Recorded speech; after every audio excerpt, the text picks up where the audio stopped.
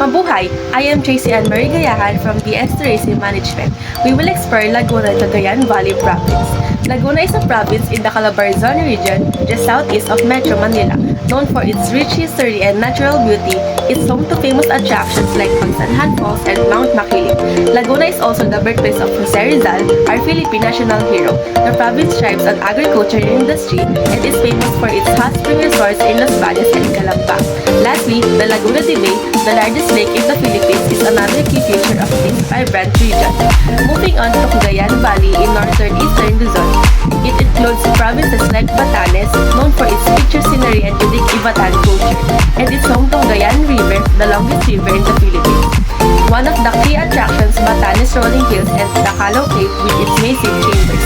This is a region diverse landscapes, rich culture, and historical significance, making it a unique, fascinating part of the Philippines.